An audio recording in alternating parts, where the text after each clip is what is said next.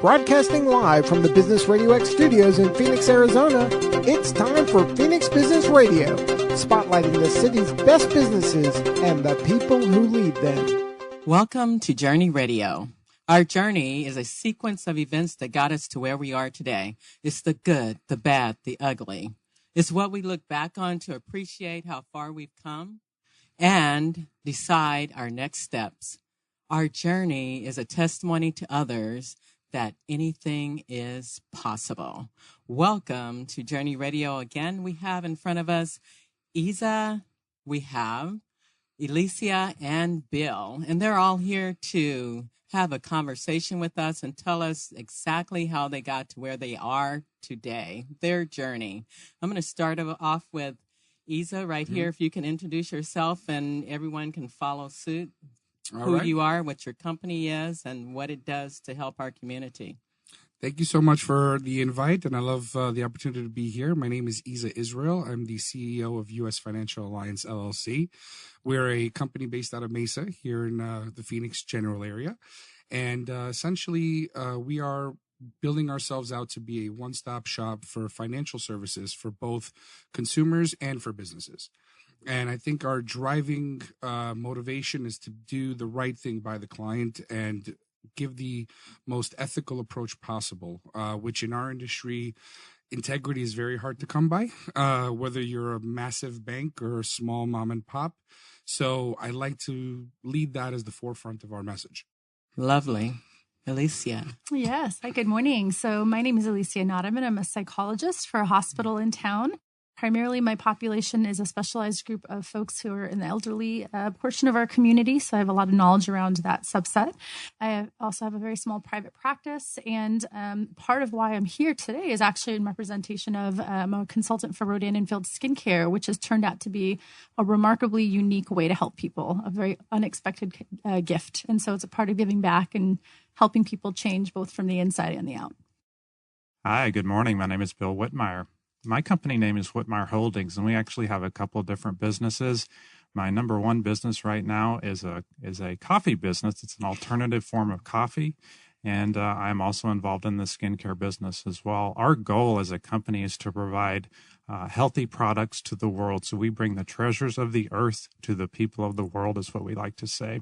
And the other goal that we have is to create organizations, nonprofit organizations that help people with substance abuse in our community.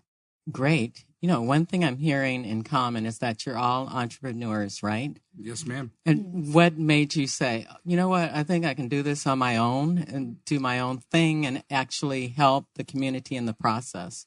Well, if I can jump in, guys, I think every serial entrepreneur more or less had the same start. Okay, you've always been an entrepreneur since you were a little kid, one way or another. So for me, as a starting point, I remember being like in 5th grade and having my class and I put together lollipops and little flip books for kids that we used to sell for $0.25.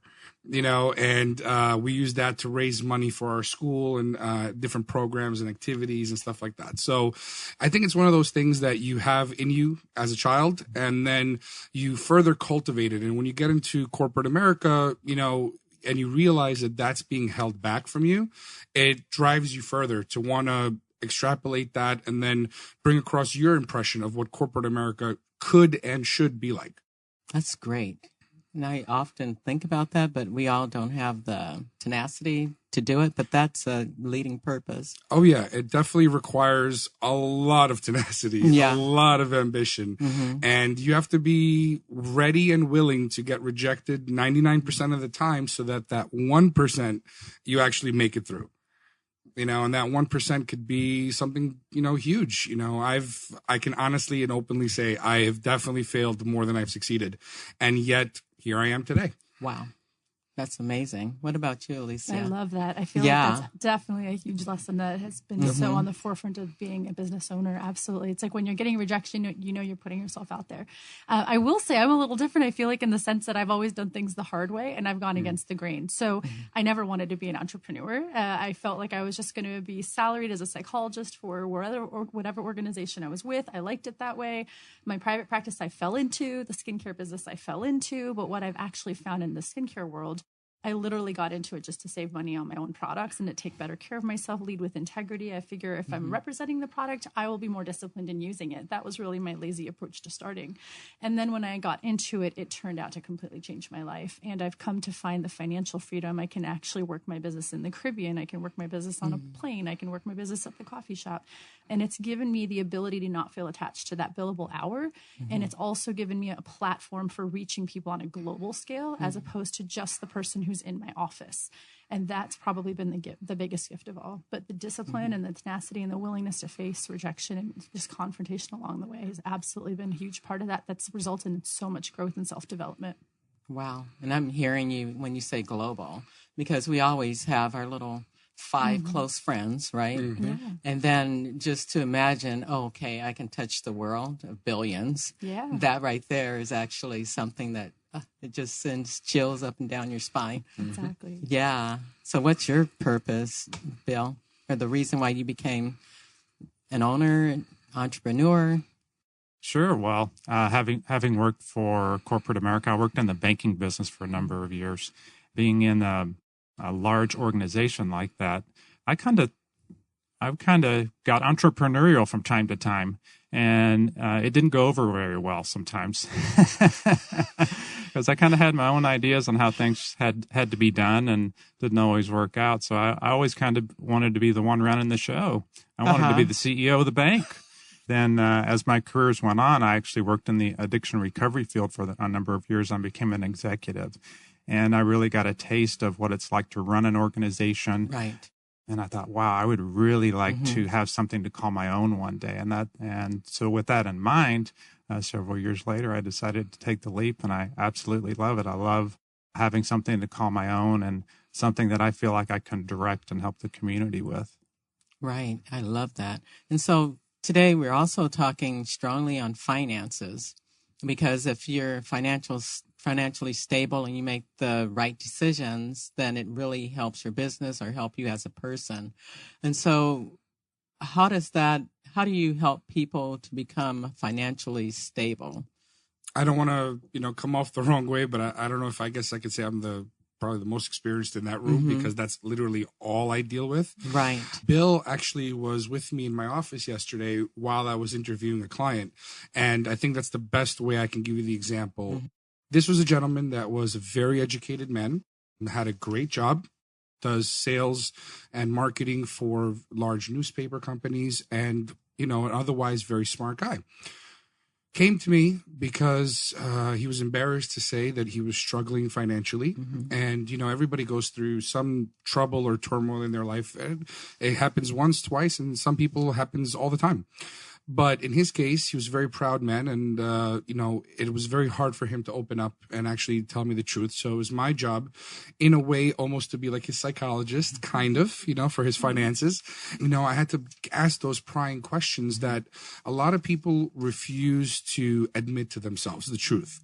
Now, the reason being is the truth is hard to hear, so because when you tell somebody, listen, you've failed as an adult, it's not only is it a direct shot to the ego, but it's also a direct shot to their heart, because that's their life, that's their livelihood. So, I think the challenge is first getting people to be willing to open up, then getting them to organize their thoughts and bring out the truth of what's actually going on.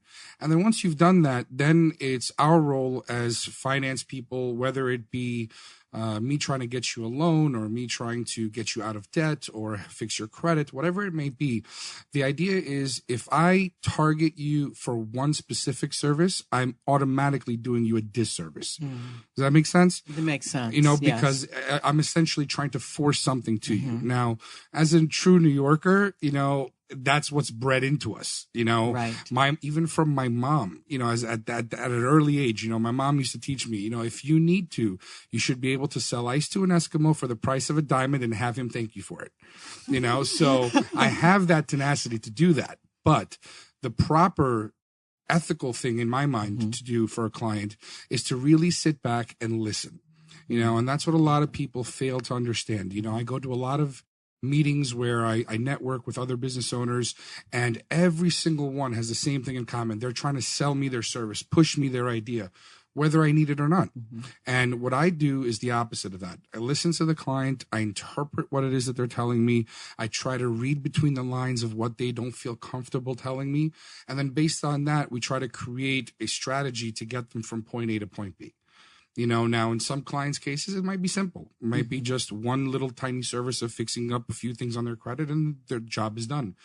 Other clients, like the gentleman I saw yesterday, he's going to require 3, 4, 5 years of me holding his hand along the way, guiding him through the steps. And that's exactly what I love to do. On average, I see clients typically between 3 to 6 years that are with me for one thing or another. And the idea behind it is, just as I have to lead my employees and my team members and all my affiliates that we work with, it's just as important to take that approach and lead your client that same exact way. It's a differentiator between the boss that has the whip versus the leader that leads by example. And that's what you have to be for your clients. You have to lead by example. Oh, nice. Not only talk about it, but also do it. Be about it. Yeah. And so we were talking about the psychology of it. And so I wanted to know, what's the pressure, psychologically, or what do people feel compared to when they start trying to work through debt till the end?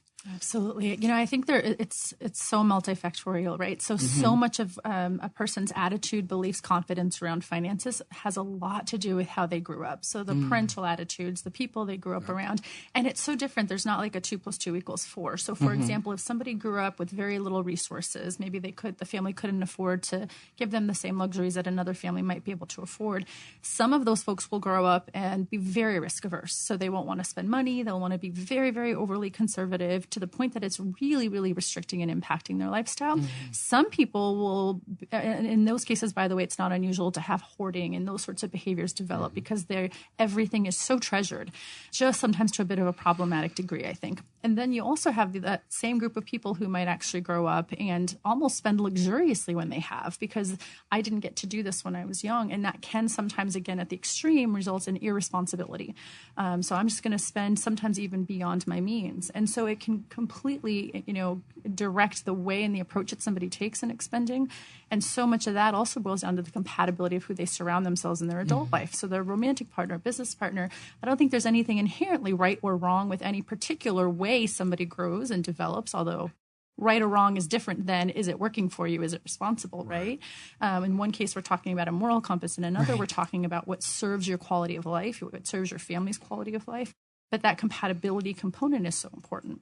And so I think a lot of those components go into place. I wrote down things like fear of security, fear of loss, fear of reliving past traumas around finances, fear of cleanliness, even to that degree. And so that, as I mentioned, can really develop into that overindulgence or aversion to spending. Wow. So it can go either way. Yeah.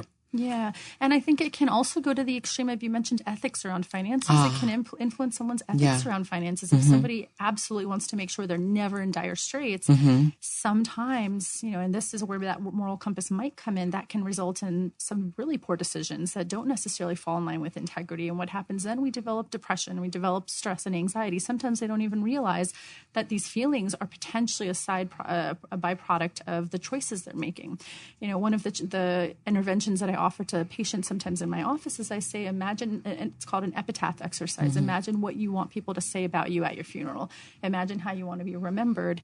And if your words are, I want to be remembered as someone with integrity, I want to be remembered as somebody who was responsible, and yet you're not living your life in line with those values every day, then it would make sense that you're experiencing feelings of anxiety, turmoil, interpersonal conflict, because you're not living in line with what matters to you. So those are some of the thoughts that came to my mind. Right.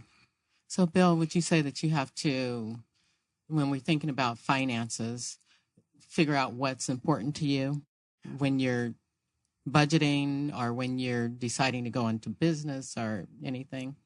Oh, yeah, you definitely need to figure out what's important to you. And as Elicia mentioned, it has to do with what your values are.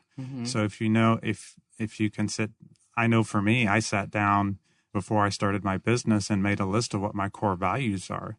And not only did I center my business around it, but how I would budget my finances around that. And I can speak from experience, from my own, just to be transparent, back in 2008 when the economy fell out. Well, I had a falling out too. And so from personal experience, I learned some hard lessons about how maybe ego, not really paying attention to where that moral compass is and thinking you have more than you really have when you're, let's say the cash flow's coming in, right? And then you take on more than you really should be. And then all of a sudden things happen and then you're left in some dire straits. So having learned some value now, hopefully no one else has to do that. So having taken some hard knocks when it was time to become an entrepreneur, I thought long and hard about that in the business planning process and in the budgeting process. And I'll say that there's a lot of helpful tools out there for business owner through SCORE. You can go on there and actually download a business plan for a for-profit or for a nonprofit business, which really helps in the budgeting process. And there are a lot of demands, which I didn't realize when I got into entrepreneurship, because I kind of thought, well, being an executive, I kind of know what I'm going to run into. No, I had an HR department. I had a marketing department. I didn't have to worry about that. All I had to worry about was recruiting staff and managing staff and dealing with the board of directors, right? Which is enough. Big thing. Yeah. But all of a sudden, as an entrepreneur, I'm realized, okay, the marketing budget was the hardest for me because I'm dealing with lots of folks coming to me with lots of great ideas, with lots of great products, and I love everything. And then I'm thinking, okay, well, now I've got limited dollars. What is going to be the best way to spend my dollars to get my company's, best interest put out there? And so those are very hard decisions. And I would always reflect back to what are my core values? What's my mission here? But that's definitely the way I see it. Yeah. So have you been able to help somebody along the way through your experience? Oh, definitely. Absolutely. I talk with new business owners all the time. I'm quite active in the Chamber of Commerce and some other networking groups. And so I'm able to sit down with other business owners and share my experiences with them, which also helps me as well, because when we teach something, that's when we really start to learn it. Right. You can get to actually experience it. And I think people relate to you a little bit more when they think that you're walking the walk, or either you experienced it and they can actually feel the emotion. I was talking about that last night, about people actually feel if you're genuine or not. Is that how you get people to go along? 100,000%. Absolutely. Yeah. You have to have, no matter what you're doing, you could be a garbage man, you could be a doctor, you could be a finance geek, you could be a tech geek, you could be whatever. You have to have a passion. There has to be a driving factor. And I think, if you're going to be an entrepreneur, and even if you're not, even if you're just working the corporate ladder, everybody has a why, right? It's the quicker you can address your why and actually, instead of being afraid of it, embrace it, the better off you're going to be. And by default, the better off the people around you are going to be. Right. I think that Elicia touched on a very key point about the psychology in business. In my mind, there are two aspects of the psychology that are super important that very few people want to address. She brought up the first big one, which is, finding that happiness, that inner joy in what it is that you're doing, right? But I think just as much she brought up fears. And the problem, I think, in the financial sector, that big companies, big corporations, and big banks are all basically banking on is your fear. So I think that businesses today that are growing, that are scaling, are those that have moved away from that model and are empowering people, as opposed to preying on their fears. So in everything that you do, there's multiple ways to, let's say in my case, how Bill was describing, challenges of marketing and challenges of getting the word out and everything else. In my case, it's all about how I'm selling, right? So if I tell you that you see those commercials, let's say with regards to the IRS, if you don't pay the IRS their tax debt, what's going to happen immediately is you're going to get arrested and you're going to da-da-da-da-da-da. None of that stuff is true. Okay. But people fall into that trap, right? Yeah, they do. And that's that unethical thing I was talking about. A lot of companies do that.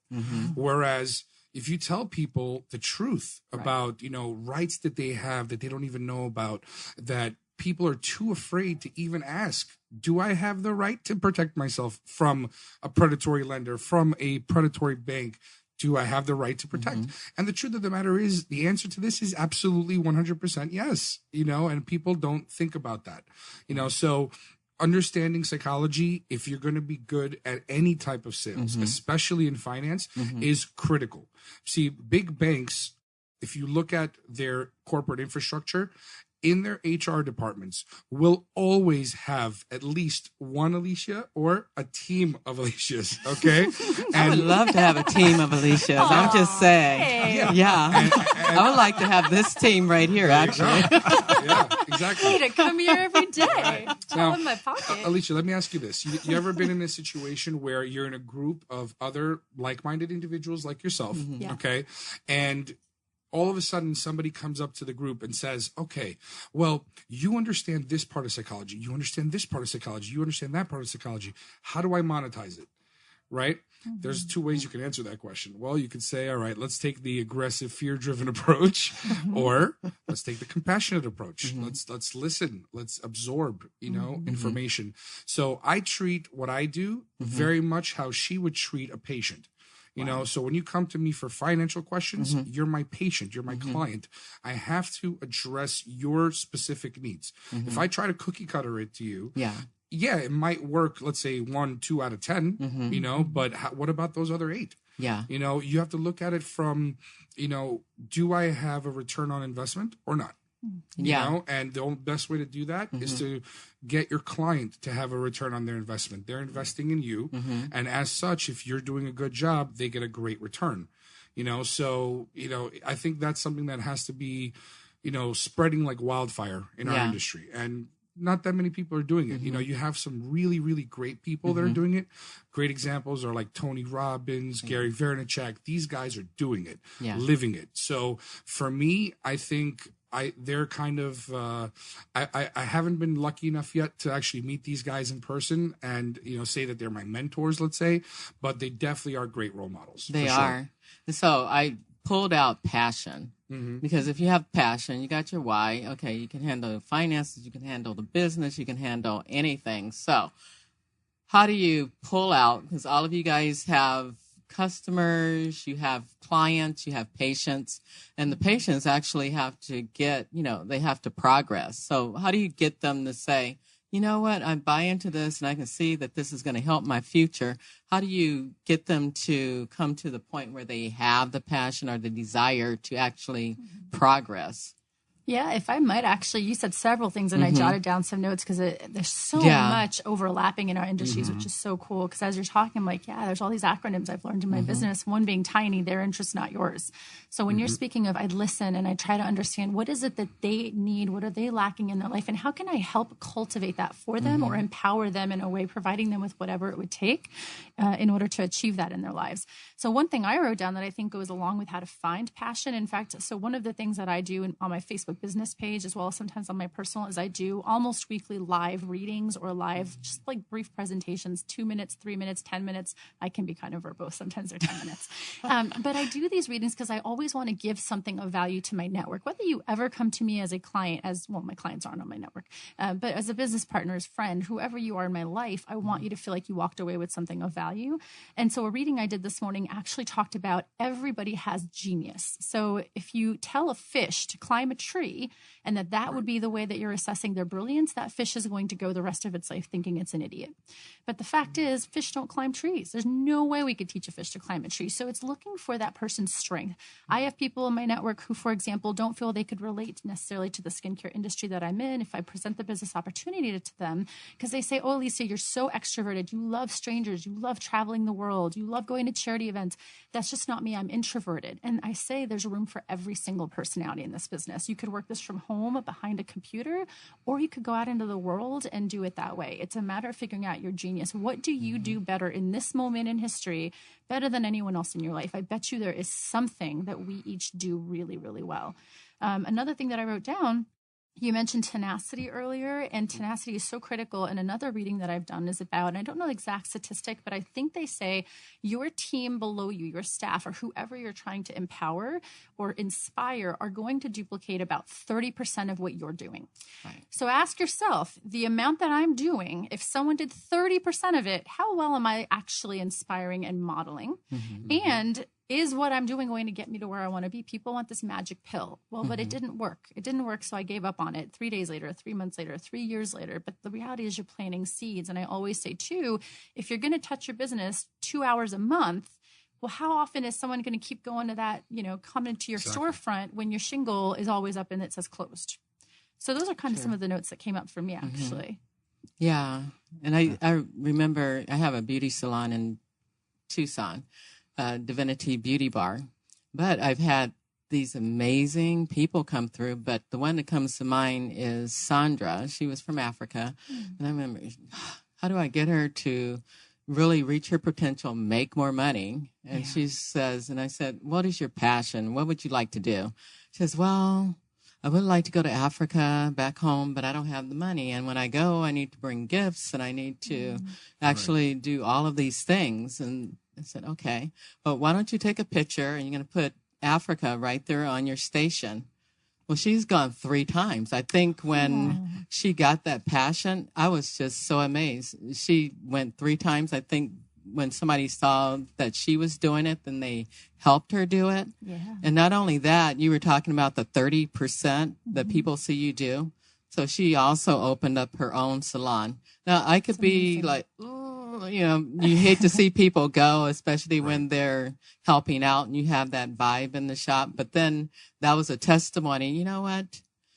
That's what Divinity Salon does. We build leaders. We not only have Sandra going to Africa, we have her actually building her own business. And then we also have within that Desiree Cook. She came back to us and she has a nonprofit, IMU 360, helping the youth. So that's awesome. That 30% that like reaches the 50, 75. It's you're making me planted those seeds. Get the trees like that. And you don't see it when it's happening. It's like, what are they calling me, Miss Enid or Mama Enid? I don't like that. I think it makes me feel old. But then it's like, so they tell me it's a sign of respect. So I said, okay, bring it on. Absolutely. Yeah. Absolutely. So that's you guys are right. You're hitting the button consciously. Yeah. Right. Yes.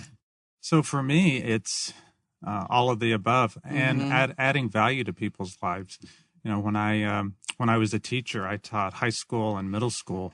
And one of the things that I did with the young people was I looked for a way to add value to them. And that's how, and I worked with a lot of young people that had a lot of problems.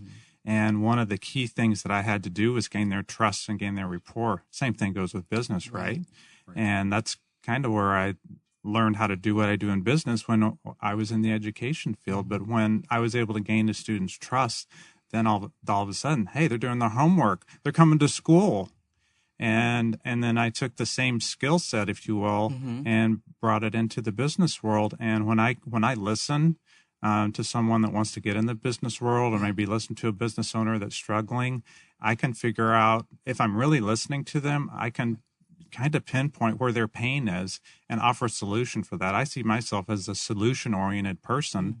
And a lot of times I can't see if I'm struggling, someone else has helped me in the past, right? Because they could see the big picture. And when I'm working with someone else, I can see the big picture and say, well, maybe you can try this or try this over here and give them resources. And then also, people that want to join my team as well. I mean, it's all about the servant leadership. I was journaling the other day, and I wrote down what are the characteristics of the servant leader. First thing I wrote down, as Isa mentioned, is being a role model. Right.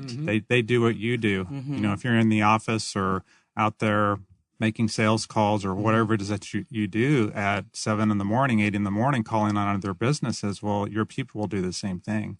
But if you're not doing that, if your day starts at noon, what do you think your people will do? Right? They're there at noon. More like 3. Grab coffee. Yeah. And I'm hearing everybody saying trust. That was really key to me because, of course, I'm a member of Toastmasters. So our core values is integrity, respect, service, and excellence. And I started by looking up integrity because my personal coach, she was like, I get so tired of people saying integrity is doing the right thing when nobody's listening. So let me look this up. But it was like you embody this person that people can trust, people can follow. And that's what I'm hearing from all of you guys is, okay, I'm a person of integrity. How did you get there?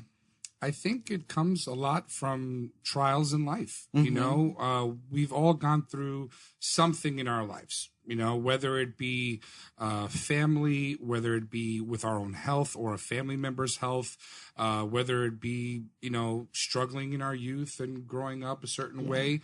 So if I may, I kind of want to tie in a bunch of different things that both Elicia and Bill and you were all kind of throwing in there.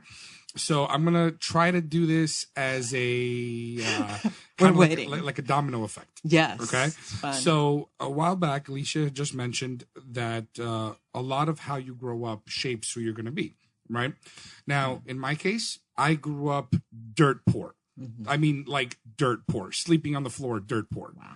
When my family and I first came to the United States, I was 4 years old, and my first memories here were sleeping on the floor, on a mattress, no blanket, no pillow, just we had nothing.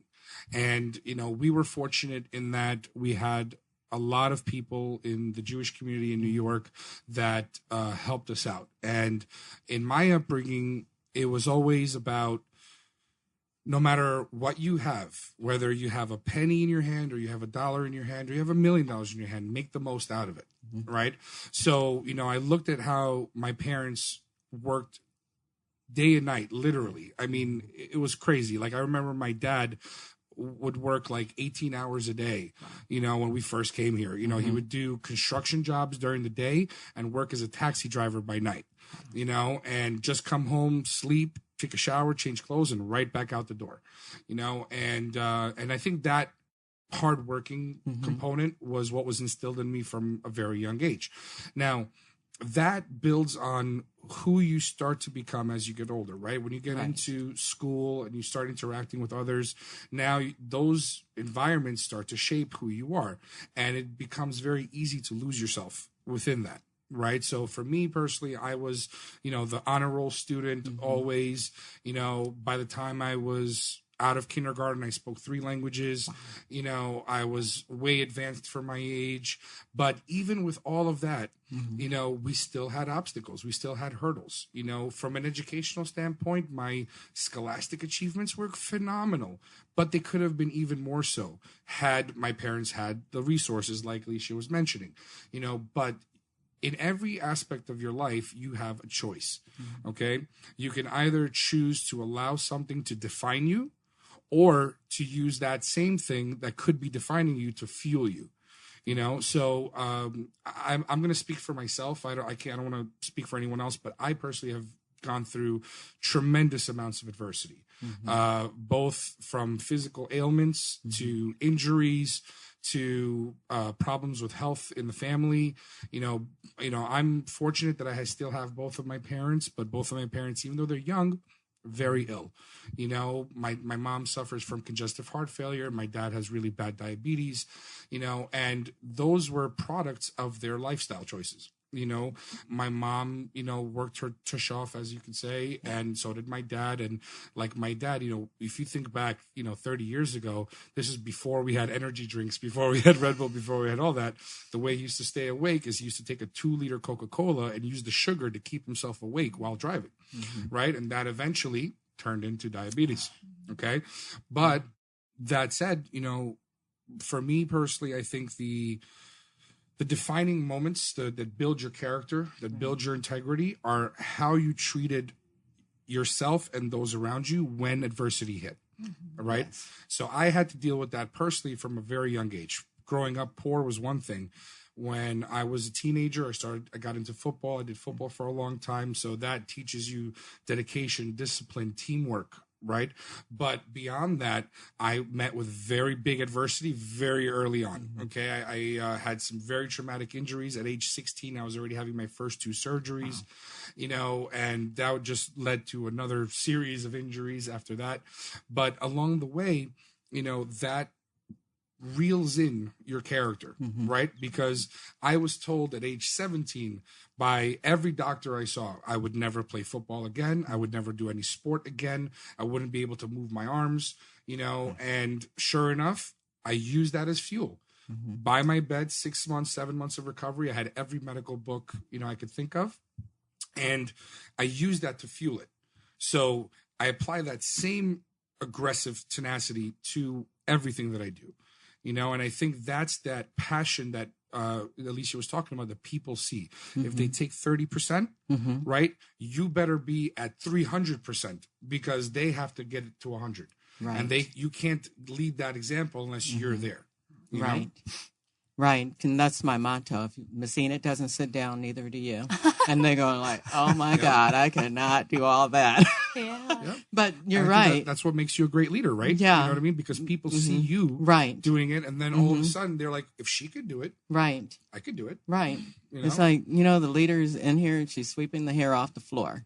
Exactly. Everybody got to jump in and do something. And Yeah, I love what you said, too, about the integrity with yourself, because I think people forget that and the importance of integrity with themselves. Yeah. So as you said that, what came to my mind is I do these presentations in the community. Again, another way that I give back with my business and just giving back the time is I do anxiety and stress management presentations just in like the public arena. And one of the symptoms we talk about that comes along with stress and anxiety is a difficulty separating from others.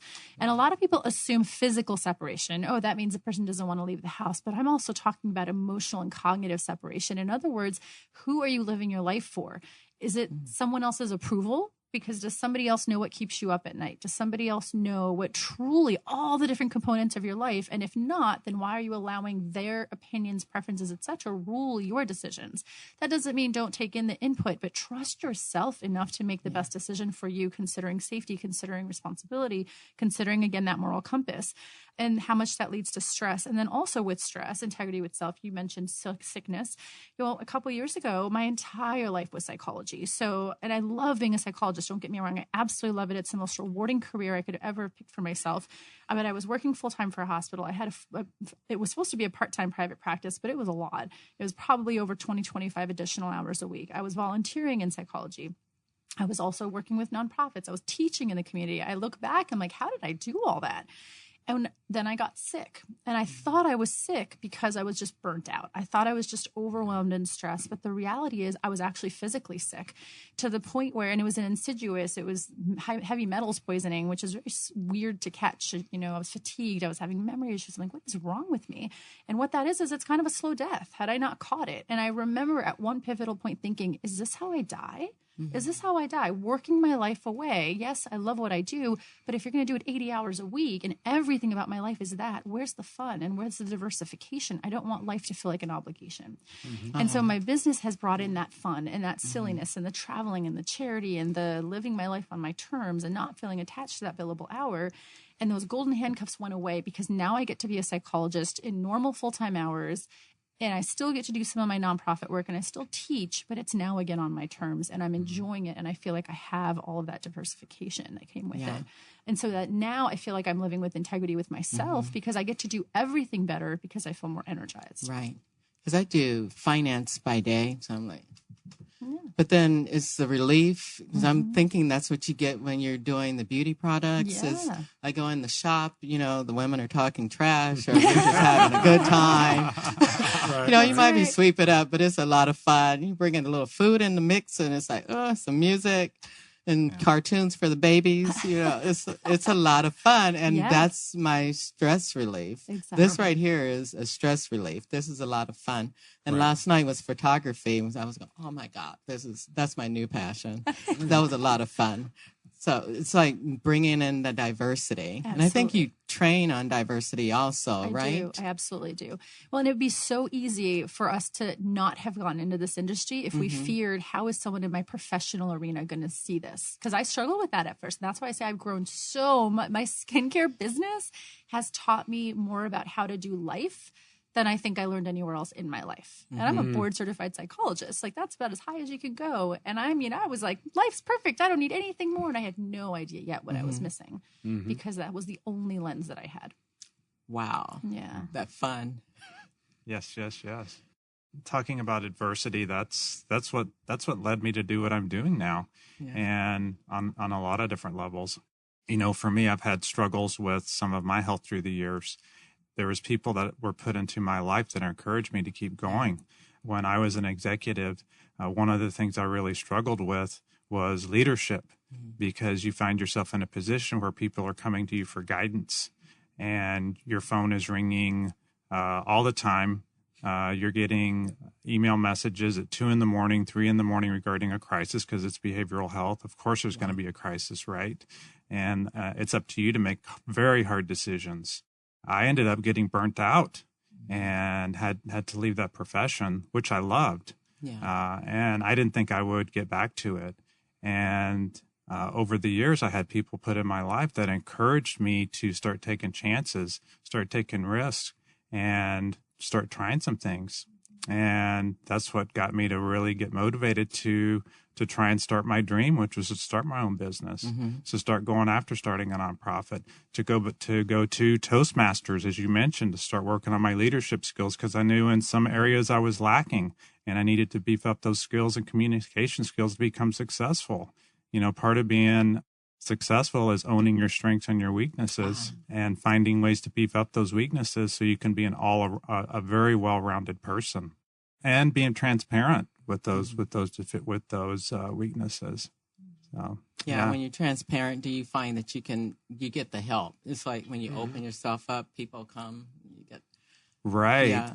Right, exactly. And people are so willing to help you. One of the things that I find in my networking groups and like in the Chamber of Commerce, our industry, some businesses overlap, right? There's not always one game in town, right? Right. So, and I thought, well, being a new business owner, I wasn't sure how that would work. And then I started talking with people, and everyone is willing to help you, If I'm transparent with people, I'll speak for myself. Right. If I'm transparent with people with what I'm going through and what I'm struggling with, they will help me. Yep. Which is not when it's a little bit. When I was at ASU, I majored in the sciences. The scientific community is very competitive. So if another lab was working on your same research project, you didn't share information with each other. Right. And I thought the business world was the same, and it's not. People really want to help you. People want to see you be successful. So Can I piggyback onto something that Bill just said? So you mentioned transparency, and I love that. And I one comment I was going to add on earlier, and you just reminded me, is also just accepting responsibility and accountability. And that goes hand in hand with integrity too. I find that in today's culture, people don't really like to apologize or just own it. When you mess up, just own it. It's okay. We all make mistakes. We all goof up. And I'll tell you, I'll speak for myself that I will trust you 10 times harder, faster, and longer if you simply say, I goofed. I'm so sorry. Where do we go from here? Then if you try to pretend it didn't happen, and just brush things under the rug, because now there's that awkward tension, and it's like, I don't know if I can trust this person. I don't know if that relationship is sustainable. And same goes for how people will view us, right? Right. Yeah, we're all living our lives and just trying to be happy. Right. So let's just notice that and be okay with it, but just also speak to when transgressions happen, for example. Right. I think that's actually a great way to weed out who you're going to actually end up working with versus all the people you actually meet. Right. So when stuff like what she just described happens, there's going to be two types of people. One that tries to address who's at fault. Right. And then one that tries to address whose responsibility it is to act and fix the problem. Right. So the way, exactly word for word, the way she just described it, okay, if I screwed up, I'm going to own it, take pride in what I did, whether it was wrong or not, and then do everything in my power to make it right for that person that I've wronged, right? Now, if I'm not willing to do that, there's no such thing as I have character or I have integrity, because you don't.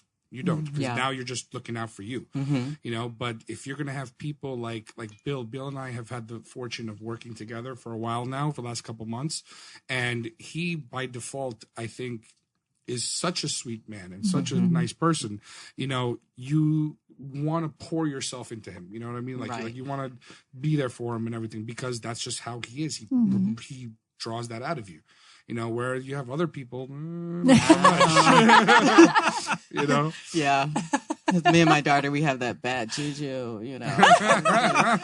karma. I'd say, should we approach that person? She's like, no, I don't think so. We don't want them in our world of integrity, right?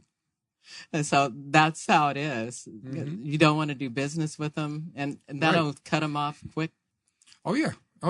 I mean, I don't believe in pushing someone to work with you if they're blatantly doing stuff that is contrary to that. They might say they want to work with you, but, and they blow smoke. But the reality of it is, if you're actually willing to work with me, have some skin in the game. Right. Be in it. Be involved. Don't just say it with your words.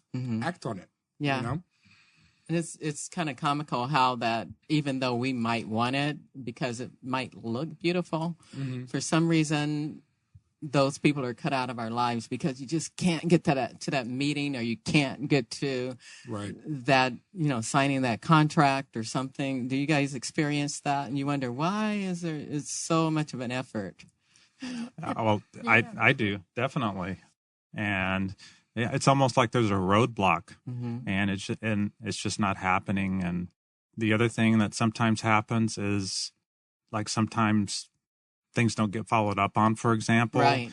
Or you this has happened to me, have a meeting arranged. You're very excited about this great meeting that you're having. You're sitting at Starbucks and you get stood up. Yes. Sorry. That happens here way too often. Way too often. Both Bill and I have had the exact same experience. Tell me not, right? Yes, we have. Yes. And it's crazy. I'll give you guys the funniest example. Just the other day, I was telling Bill, I had like a really, really full morning. I had back to back meetings, and I was, and me, I'm very, very on it. So if I have a meeting with you, I'm 5-10 minutes early, and I'm prepared and I'm ready to go. Right. That morning was like the epitome of Murphy's Law. All right. Every single person that I had scheduled from 8:30 in the morning till noon had either canceled or rescheduled or something. The funniest one, though, was for one of my businesses. I had to do some high level insurance policies. So I went to see an insurance broker who had scheduled me for 11 a.m. I was there at 10:51. I get out of the car. I'm ready with my laptop. I'm excited about the meeting. At 10:55, I get a phone call. Oh, hey, Isa, I'm so sorry. I'm not at the office. I had an emergency, and can we reschedule? And I'm like, well, I'm outside your building. Can you please send me someone that I can speak to? Ends up sending me someone. That person, completely incompetent, and then takes my information, and I went about my day. I had other things to do. I didn't end up getting a call back regarding the main reason I was there in the first place till 6 p.m.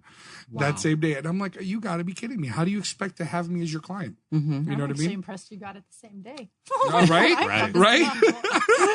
I thought it was going to be 24 hours, 48 hours. Right. Yeah, I got to say how amazed I am at how often people will say, I don't have time. I'm just so busy. I'm just so busy. And I feel like I'm so busy, it's nails on a scratchboard for me. I would much rather you just say it's not a priority for me. Okay. Because if a hot date popped up out of nowhere, I have a feeling you would figure out how to make time for that. Exactly. It's not a priority. And I also wrote down, I feel, and one of my favorite leaders and trainers in my RNF industry, his name is Jim Larson. And he talks about how when people say I'm too busy, or they come up with all the different objections on either the business isn't right for them, or the product isn't right for them, or whatever it is, what you're really saying is either I don't trust or I don't have faith in the product or the business. I don't believe this is a vehicle to get me to where I want to be, or I don't believe in myself. Wow. Yep. And that's powerful. Like when you flip that statement and instead of saying I am too busy, say I don't believe in myself, or I don't believe in this opportunity, or I don't believe in whatever's in front of me. Okay, now I've got something to work with. Either do you want to have a conversation about it, or I simply respect that. I now know where we stand, but let's really just be authentic and honest and transparent. I like that. Know where to go. Yep. Yeah. And when we're honest with ourselves, so for example, time management.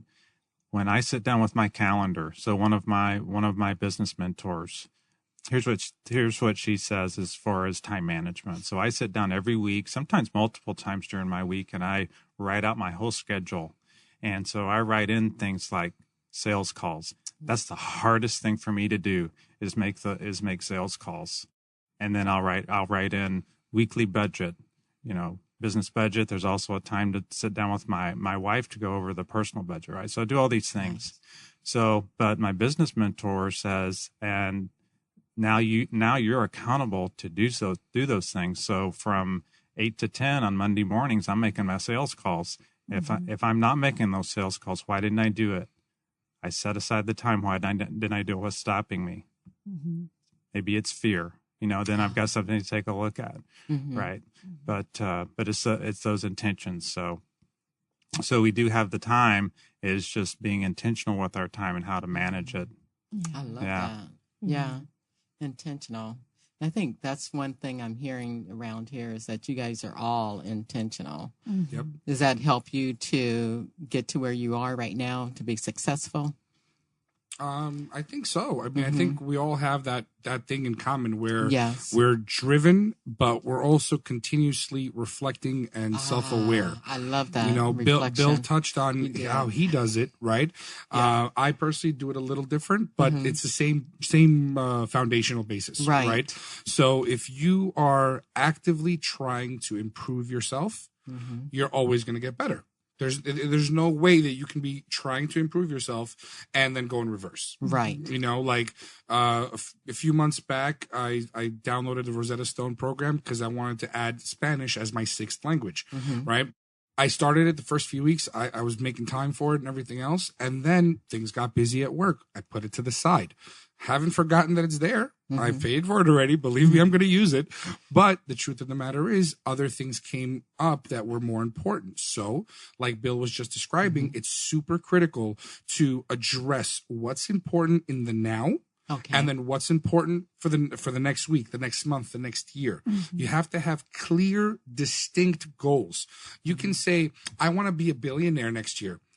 Fine. That's a great goal to have. How are you getting there? What's day 1 going to be? Day 2, day 3, day 360? Absolutely. How are you getting there? And that's the part that a lot of people, shy away from. Right. I personally have this debate with my parents all the time. I love them to death. I know they love me to death, but, their dream for me was the American dream. I was supposed to be a doctor. I was a chem major in school, did really well. And through life's adversities, that didn't happen. Right. But it doesn't mean that I can't still excel. Right. So when I talk to them about my approach to business and how I want to do things, to them, it's so alien that it doesn't make sense, and we have shouting matches sometimes. My dad and I, we butt heads like this, you know what I mean? But when I've proven, Dad, here's my plan. Here's what I've done. Here's how I'm executing. I'm on this portion. I'm 10% of the way. On this project, I'm 20% of the way. And then they start to understand it, And I think that ties into how Bill was describing he does it. You're constantly self-reflecting, absorbing, and improving. Yeah, I agree. I think it's so critical to hold oneself accountable. And so to add a lens of psychology here, when I think about that, there's so often people don't meet their goals, and it's easier and it's more convenient and it's more comfortable, less anxiety provoking to blame something in the external environment. Bingo. I'm too busy. I didn't have the opportunities. I didn't get the time. I was too busy with work. There were too many demands. There's always something. I choose to live my life as I am in control of 100% of the things that happen in my life. Every single decision I made led to what came of it. On the months when I'm maybe going through a big life thing or I'm stressed, I'm overwhelmed, somebody I care about, there's like a relationship thing going on. And those months, my business shows it. Maybe my numbers aren't as high. Maybe I didn't hit my goal. Maybe that's 100% on me because I'm fully aware that I woke up every single day and made a choice. You know what? My head's not in it, and that's okay. I give myself permission to experience that, but then I don't blame anyone but myself at the end of that month. Then on the months when I am on fire, I am going out, I'm going to events, I'm traveling, I'm doing all the things that I like to do, and I'm in my happy place, and I hit those goals. And in fact, I blow them out of the water. And that, again, was 100% on me, every single thing. There was a meme. I love memes. Came across Facebook the other day, and it said, I am responsible for 100% of the things I say. Wow. I am not responsible for how you interpret it. And that was powerful. And I think Amen. it's the same for what I say and what I do. Yeah. And the last one I wanted to make too is people become discouraged when they keep moving the finish line without appropriately rewarding themselves along the way. And a reward doesn't have to be this big, expensive reward where you just undid all the wonderful progress you made. But what we do is we just keep trudging along. We don't reward ourselves. We hit our goal and then we're on to the next goal and we didn't celebrate. You just hit your goal. You just move right past it and you forgot that you just hit an incredible achievement. Wow. Recognize that achievement before you just push past it and set the next goal. Yeah. Right. So I hate to do this because I am having such a good time, but we're we're towards the end. But I'd like to start with Bill. If you can tell us again what your information is, your company, and how we can get in contact with you. Oh, sure. So the company name is Whitmire Holdings, and the best way to get a hold of me is you can call me 602-820-0664. My email is billwhitmire@trythecoffee.com, or my website is billwhitmire.trythecoffee.com. You can find out all about me. Yes, I have to go and try the coffee. Great. How can we get a hold of you, Elicia? Sure. So Elicia Nademin, my name is spelled Elicia. I'm actually on Facebook. I have a business page there with my skincare world, but it's so much more than just skincare products or the business. It's also, I do the motivational videos. It's all about self-improvement and self-development. So please follow me there.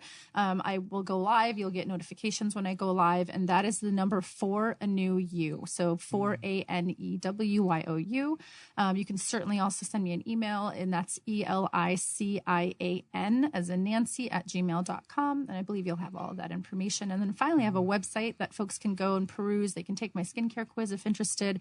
We have products to help get rid of wrinkles, sun damage, discoloration, sensitive skin issues. Our eyelash product's amazing. It naturally enhances longer, darker, fuller looking lashes, which is a lot of fun. It is. But that's the number 4 a new you, the number 2.com. And so I would love to just kind of help. One of the nonprofits I'm actually looking for possibly getting involved in the community, in case any of the listeners happen to know of one, is I want to look to giving back in some fashion with an organization in town that works with the elderly. And specifically, I'm looking to become a part of a board and really help to share resources and share the expertise I've developed now over the last 10 years. So if anyone knows of anything, please feel free to reach out to me. Love it. Cool. And I guess for me, it's simple and straightforward. Full name is Isa Israel again. And the name of the company is U.S. Financial Alliance, LLC. You can look us up on our website, usfinancialalliance.com. On the website, we have a variety of copious amounts of information for all the different services that we do. We're always looking to help as many clients as we can. Obviously, we're also looking to empower individuals that can be referral partners and affiliates and be part of the group so that we can spread that message even wider. My direct way to reach me, this is the longest time that my cell phone has not been attached to my face. So this would be the best way. So I'll give you guys my personal cell phone and also my office line, which is personal cell phone is still a New York number, 347-543-5333. Tried to make it as easy as possible for you to remember. My office line is 480-428-0001. My email is first initial of my name, Israel, ISRAEL, @usfinancialalliance.com. If you have general questions, you can reach us at our service @usfinancialalliance.com email. And there you'll get a prompt response right away, so that you can have your questions answered. And also you can book an appointment through the website, so you can reach out to us that way. And soon coming is we just started building out our LinkedIn and our Facebook and all our social media pages. So those are going to be coming in the next few weeks. And we'd love to hear from you. Oh, great. And we've been brought to you by Divinity Beauty Bar down in Tucson, Arizona. That's at 3402 East Broadway. And if you want to look beautiful, feel beautiful, just come on down. We can give you a weave, a wig, a color, a cut, anything you like. Beautiful nails, too. I'm just saying. I'm wearing some today. And I also want to give a shout out to the Tucson Lions Breakfast Club. They're going to be at the 4th Avenue Street Fair this weekend selling beer. Stop on by and have a beer. And also we'll be doing the golf tournament, and just go online and see them at TucsonBreakfastClub.com. And you can find out a little more about them because they're all about raising money for the children's camps, and Camp Abilities is what it is. Thank you, and just enjoy your weekend. And want to thank Isa again, Elicia, and Bill. You guys have been a great inspiration to me and probably everyone in the room. I see Karen shaking her head, and we also have Catherine shaking her head. So good stuff, good conversation, good food for the mind and body and soul. Thank you. Thank you. Thank you for having us.